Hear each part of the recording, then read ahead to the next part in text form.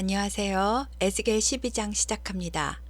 하나님은 에스겔에게 인자야, 네가 반역하는 족속 중에 거주하는도다. 그들은 볼 눈이 있어도 보지 아니하고 들을 귀가 있어도 듣지 아니하니 그들은 반역하는 족속임이라 라고 하시면서 인자야, 너는 포로의 행장을 꾸리고 낮에 그들의 목전에서 끌려가는 것처럼 행동하거라.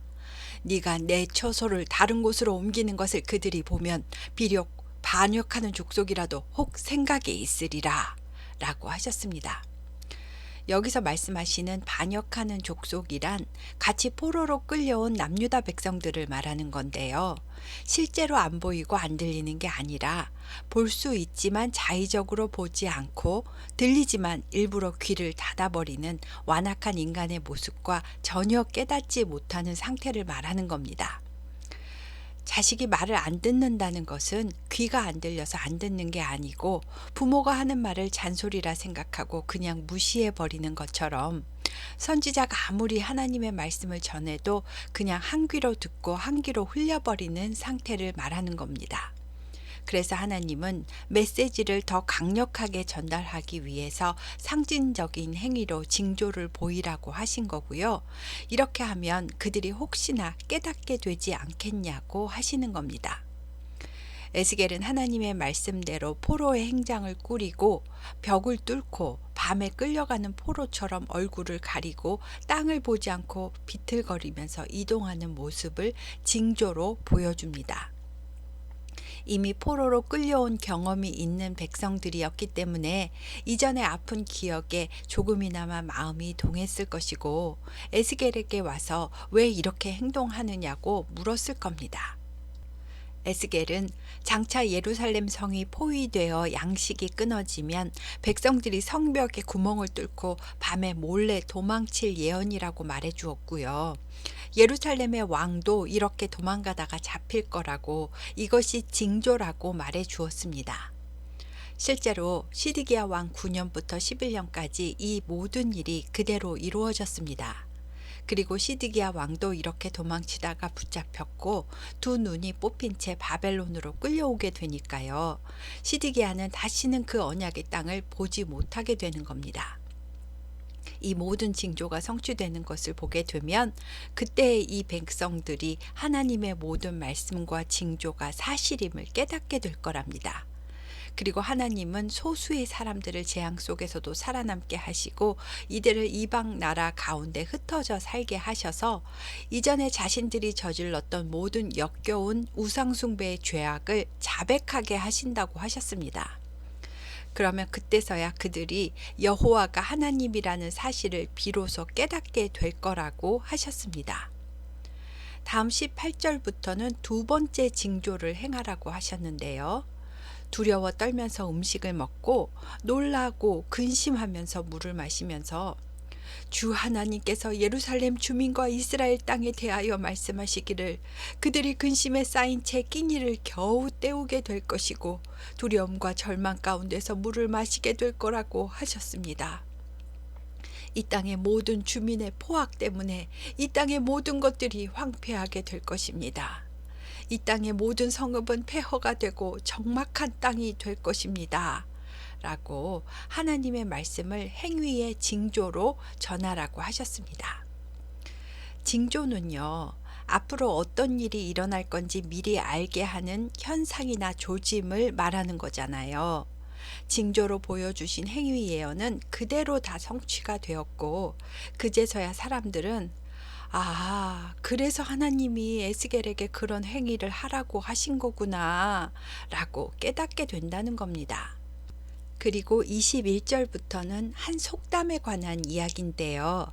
사람들이 날이 더디고 모든 묵시가 사라지리라 라는 속담을 말한다는데 이 속담을 더 이상 말하지 못하게 해주겠다고 하셨습니다. 이 말은 선지자가 아무리 예언을 해도 아이고 그날은 더디게 와 언제 올지도 몰라 그러면 그 언젠가는 그 묵시도 사라지겠지 그러니까 신경 쓸 거 없어 선지자들이 하는 말은 맨날 똑같아 라고 선지자의 말에 귀를 닫고 무시해 버린다는 그런 속담입니다. 하나님은 이런 말을 하는 사람들에게 이 반역한 족속아, 내가 네가 살아있는 동안에 이 묵시가 성취되게 해주겠다. 하나도 더디지 않게 내가 곧 반드시 이루어지게 할 것이다. 주 여호와의 말이니라 라고 하셨습니다. 다음 13장은 거짓 예언을 하는 선지자들에게 말씀하시는 경고입니다. 이 거짓 선지자들은 하나님의 말씀을 받아서 전하는 게 아니라 자기 마음대로 예언하는 자들인데요. 자기 심령을 따라 그때그때 자기 느낌대로 예언한다고 하시면서 이 사람들은 황무지에 있는 여우같이 음흉하고 교활하다고 하셨습니다.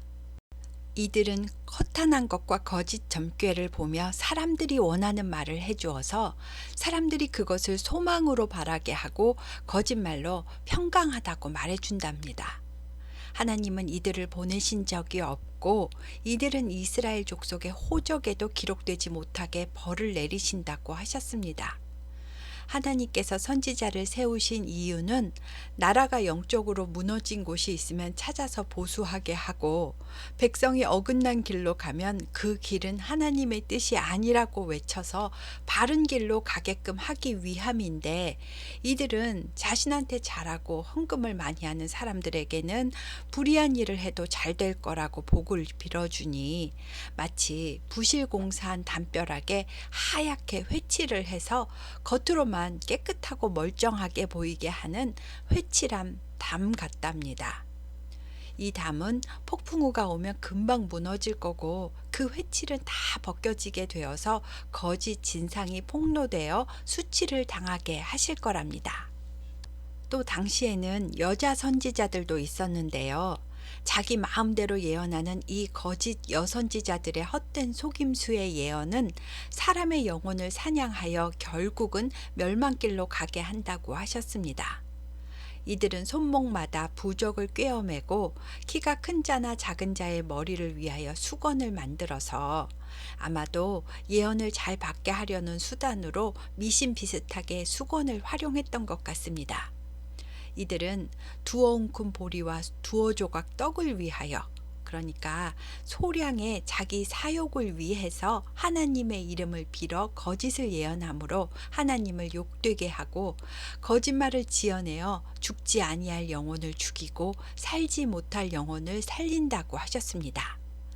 이 말은 자기한테 유익이 안 되면 정직한 의인이라도 거짓말로 저주를 하여 낙담시켜서 더 힘들게 만들고 자기한테 유익이 되면 불의한 사람한테도 축복을 해줘서 더 의기양양하게 만들었다는 뜻입니다. 그러면 그 악인은 영원히 그 악한 길에서 돌이킬 기회를 얻지 못하는 것입니다. 하나님은 내가 내 백성을 너희 악한 거짓 선지자들에게서 건져내겠다라고 말씀하셨습니다. 선지자라고 다 같은 선지자가 아니지요. 우리가 교회 나가서 예배하지만 교인이라고 다 같은 교인이 아닙니다. 그 속에는 거짓 교인도 있을 수 있고 거짓 선지자도 있을 수 있습니다. 우리가 성경을 공부하는 이유는 하나님의 말씀이 우리 삶의 기준이 되어 그 기준에서 벗어나지 않는 삶을 살려고 성경을 읽고 공부하는 거잖아요. 믿음은 바라는 것들의 실상이다 라는 말은 예수를 믿는 믿음은 우리가 바라는 구원의 실상, 확신, 실체다 라는 말이고 이것은 보이지 않는 것들의 증거다. 즉 구원은 눈에 보이지 않지만 내 마음의 확신으로 나의 내적 증거가 된다. 그리고 구원받은 자의 삶으로 구원받은 증인의 삶을 살게 된다 라는 뜻입니다. 그러니까 여러분은 거짓 선지자의 헛된 말을 분별할 수 있는 하나님의 증인이 되시길 바랍니다. 다음 14장은 장로들의 거짓된 신앙을 정죄하는 내용입니다. 어느 날 이스라엘 장로 두어 사람이 에스겔을 찾아와 앉았다는데요. 아마도 여호와께 받은 다른 말씀이 있는지 궁금해서 물어보려고 온 것 같습니다. 그때 하나님의 말씀이 에스겔에게 임했는데 하나님은 그 장로들을 가리켜 자기 우상을 마음에 들이며 죄악의 걸림돌을 자기 앞에 두었으니 그들이 내게 묻기를 내가 조금인들 용납하랴 라고 하십니다. 그러니까 마음에는 자기 우상을 품고 있는데 겉으로는 하나님의 말씀을 듣기 위해서 선지자 앞에 나와서 앉아 있다는 겁니다. 하나님의 말씀을 준행하지는 않을 거지만 그래도 궁금하긴 하니까 교회에 와서 앉아 있다는 겁니다. 사람 마음의 중심을 보시는 하나님께서 이를 모르실 리가 없고 그 사람이 그 죄악의 걸림돌에 걸려 넘어지게 그 우상의 수효대로 보응하겠다고 하셨습니다. 그리고 이스라엘 족속에게 주 여호와의 말씀이 너희는 마음을 돌이켜 우상을 떠나고 얼굴을 돌려 모든 가증한 것을 떠나라. 누구든지 자기 우상을 자기 마음에 들이며 자기를 위하여 하나님께 묻고자 하는 자는 하나님의 백성 가운데서 끊어질 것이다 라고 전하라고 하셨습니다. 여기서 계속 자기 우상이라는 표현을 하셨는데요. 이것은 내 마음속에서 하나님보다 더 귀하게 생각하는 가치, 그것이 우상입니다. 그것이 돈이든 자녀든 뭐든 그 사람 마음은 어차피 하나님 말씀보다 그것을 더 귀하게 여기고 선택할 것이기 때문에 진짜 신앙인이 아니고 자기 가치를 충족하려고 하는 이중적인 신앙인이라는 뜻입니다. 그리고 만약에 어떤 선지자가 이 이중적인 신앙인의 사탕 발림에 넘어가서 이중적인 신앙인이 듣기 원하는 말을 해준다면 그 선지자도 똑같은 자로 여기고 거짓 선지자이므로 둘 다 심판하시겠다고 하셨습니다. 그리고 13절부터는 심판의 때에 자신의 믿음으로 구원을 얻은 세 사람, 노아, 다니엘, 욥을 예로 드셨는데요. 이 세 사람은 삶이 아주 어려운 상황일 때도 하나님만 바라보고 믿음을 잃지 않은 하나님께 의인이라고 인정받은 사람들입니다. 그 중에서도 다니엘은 에스겔 당시대의 의인으로 인정받은 사람입니다.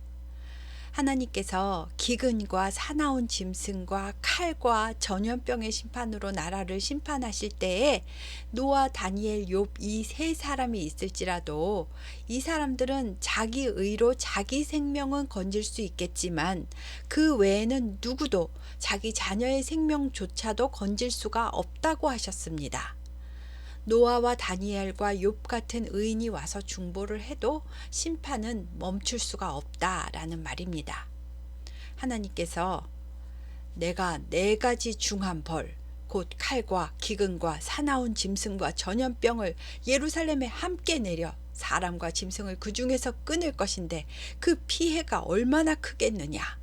그러나 그 가운데서도 살아남을 자들이 일부 있을 것이고 너희처럼 바벨론 포로로 이곳에 끌려올 것인데 그때 너희가 그들의 사악한 행실과 가증한 행위를 보게 되면 내가 왜 예루살렘에 그런 혹독한 심판을 내렸는지 그 이유를 알게 될 것이다. 그때 너희가 그들의 사악한 행실과 가증한 행위를 직접 보게 된다면 내가 예루살렘 위에 쏟아부은 그 혹독한 재앙들이 결코 아무 까닭 없이 그렇게 행한 것이 아님을 분명히 알고 너희 마음에 위로를 받을 것이다. 이는 나 주 여호와의 말이다. 라고 하셨습니다. 이 말은요, 포로지에 있는 백성들이 본국인 예루살렘의 멸망 예언을 들었지만 믿으려고 하지 않았었는데 예루살렘 성읍이 함락된 후에 포로되어 끌려오는 자들의 말과 행실을 보게 된다면 과연 그들이 징벌을 받아 마땅한 죄인들임을 인정하게 되고 현재 자신들의 처지에 대해서 스스로 위로받게 될 거라는 말입니다. 다음 15장은 짧은 내용의 열매 없는 포도나무 비유의 말씀인데요. 숲속에 포도나무가 하나 있었는데 열매를 맺지 못하는 포도나무랍니다. 나무가 열매를 맺지 못하면 가구를 만들 제목으로라도 사용하면 되는데 포도나무는 넝쿨로 자라는 나무라서 가구 같은 걸 만들 수도 없고 소쿠리 같은 그릇을 걸어 놓을 나무 못 정도로밖에 쓸 수가 없답니다. 그런데 이 숲에 있는 포도나무는 불에 끄슬린 타담한 포도나무랍니다. 그러면 어떤 용도로도 쓸 수 없는 이 포도나무는 어찌해야 되겠느냐? 불에다 던질 땔감만이 될 뿐이겠지. 예루살렘 주민도 이 포도나무와 마찬가지로 불에 살을 땔감으로밖에 아무데도 쓸 수가 없는 상태다. 그러니 내가 그 땅을 황폐하게 할 것이다. 이는 그들이 범법했기 때문이다. 라고 말씀하시는 내용입니다. 다음 16장은 63절까지나 있는 아주 긴 내용인데요.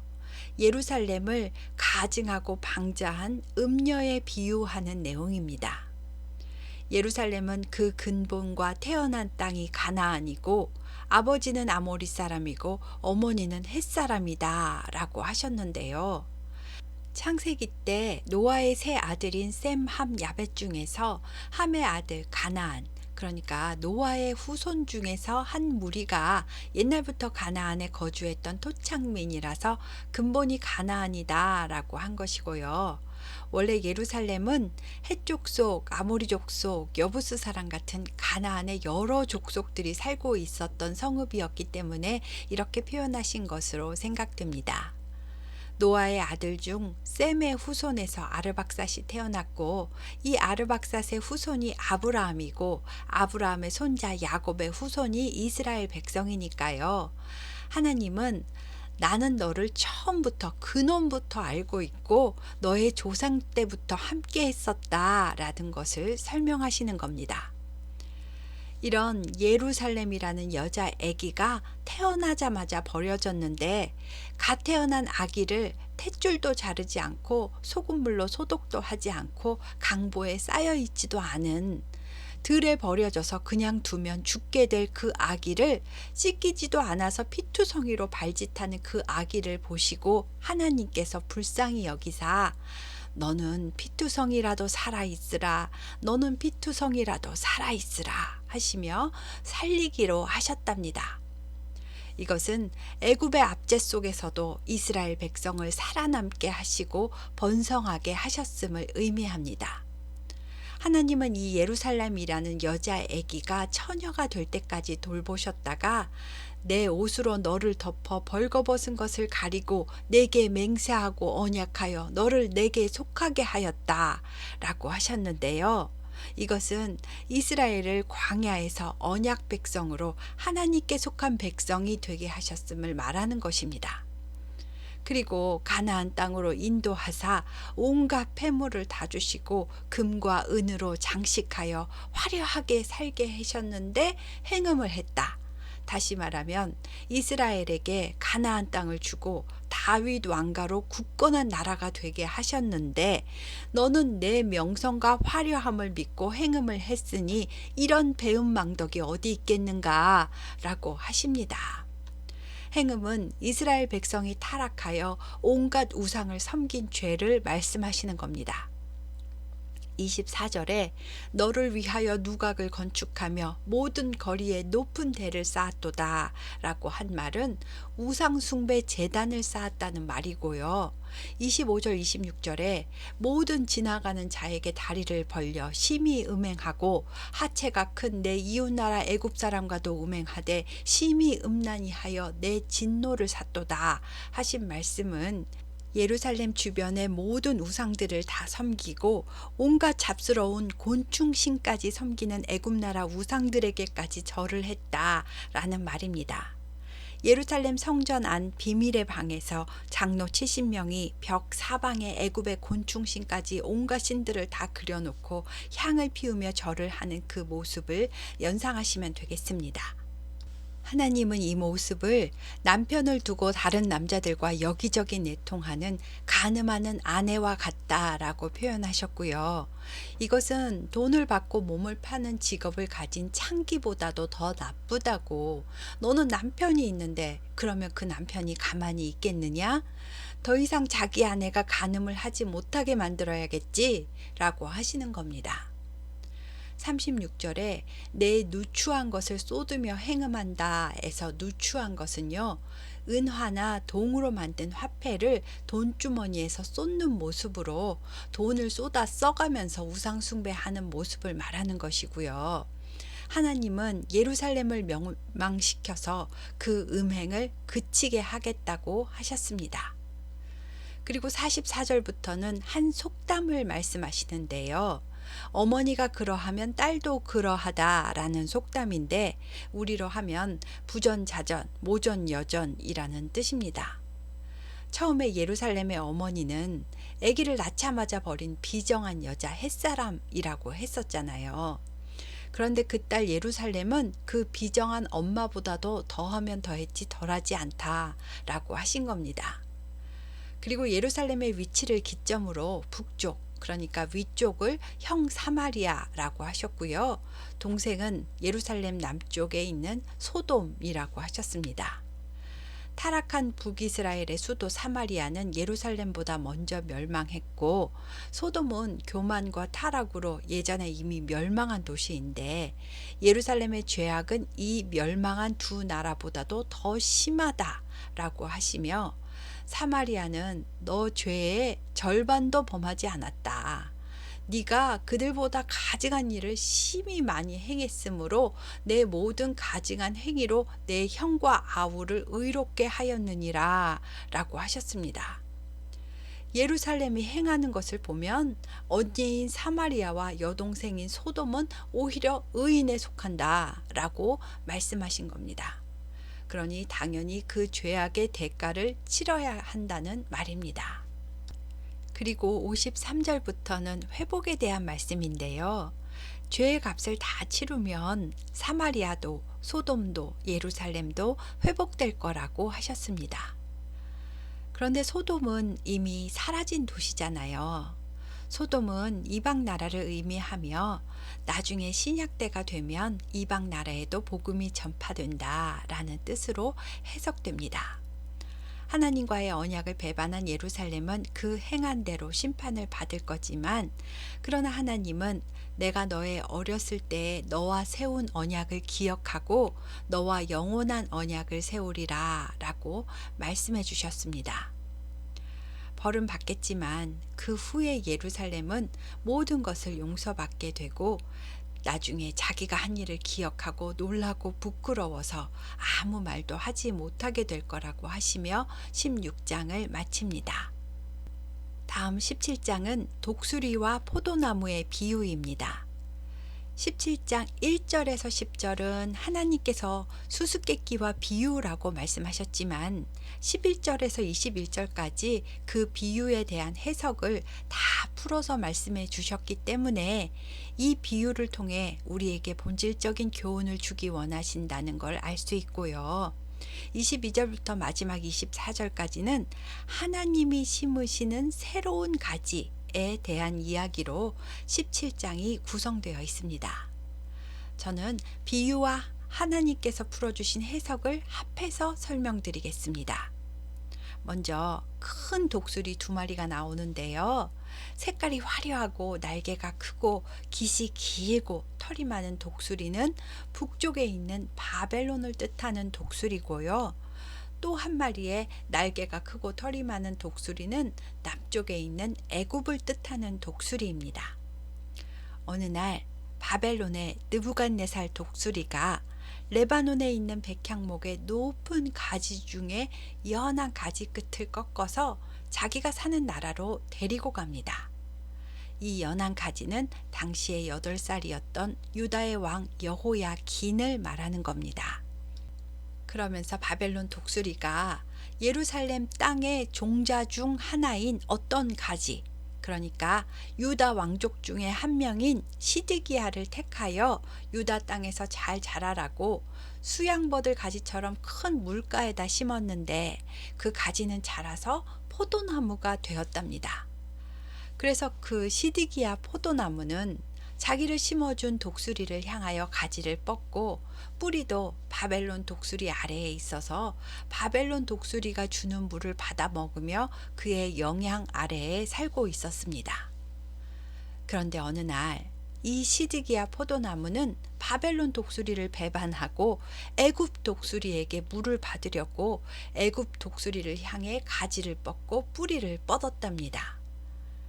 예레미야 선지자가 애굽을 의지하면 안 된다고 수차례 하나님 뜻을 알려줬는데도 시드기야 포도나무는 배반했습니다. 그러면 그 바벨론 독수리가 그 포도나무를 가만 놔두겠느냐? 그 애굽으로 뻗는 포도나무의 뿌리를 뽑아버려야겠지.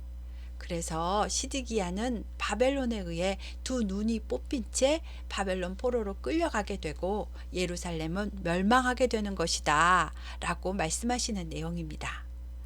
그리고 멸망 후에 하나님께서 백향목 꼭대기에 있는 높은 가지 하나를 꺾어다가 직접 우뚝 솟은 산, 사람들이 다 볼 수 있게 이스라엘의 높은 산에 심으신답니다. 그리고 그 가지는 자라서 가지가 무성한 아름다운 백향목이 되었습니다. 열매도 많이 맺습니다. 그래서 각종 새들이 날아와서 그 가지 아래 깃들고 새들이 그 가지 그늘에 살게 된다고 하셨습니다. 이 백향목은 예수 그리스도를 나타내고요. 각종 새들이 날아와 가지에 깃든다는 것은 예수 그리스도를 통한 구원과 쉼이 각 이방 나라에까지 전파된다는 것을 의미한다고 생각합니다. 하나님께서는 범죄한 이스라엘을 징계하시어 낮추시지만 그와 동시에 그리스도의 은혜 안에서 회복되게 하시고 높이실 계획을 하고 계셨음을 알 수 있습니다. 그래서 들에 있는 모든 나무가 여호와는 높은 나무를 낮추시고 낮은 나무를 높이시며 푸른 나무를 말리시고 마른 나무를 무성하게 하시는 분이시구나. 하나님은 말씀하시는 것을 반드시 이루시는 분이구나 하고 알게 된다는 이야기로 17장을 마칩니다. 하나님은 교만한 자를 싫어하시고 낮추시는 분이십니다. 그리고 겸손한 사람은 비록 약할지라도 사용하시고 높이시는 모습을 볼 수 있습니다. 17장은 아직 예루살렘이 멸망하기 전에 말씀해 주신 이야기지만 이렇게 시드기야 왕이 바벨론을 배신하고 애굽을 의지하게 되어 결국에는 예루살렘이 멸망할 거다라는 것을 말씀해 주셨고요. 하지만 하나님께서 때가 되면 다윗 왕의 후손으로 메시아가 태어나게 하실 것이고 그를 통한 구원 사역으로 회복의 날이 열릴 것이다 라는 말씀을 해주셨습니다. 바벨론 포로로 끌려온 사람들은 에스겔이 말해주는 수수께끼 예언을 흥미롭게 듣고 다 이해했을 것 같습니다. 오늘 에스겔이 예언한 모든 내용은 하나님께서 직접 하신 말씀이니까요. 우리는 더 주의해서 읽고 이해하고 묵상하여 하나님의 뜻을 헤아리는 성도가 되었으면 좋겠습니다. 오늘은 12장부터 17장까지 했습니다. 감사합니다.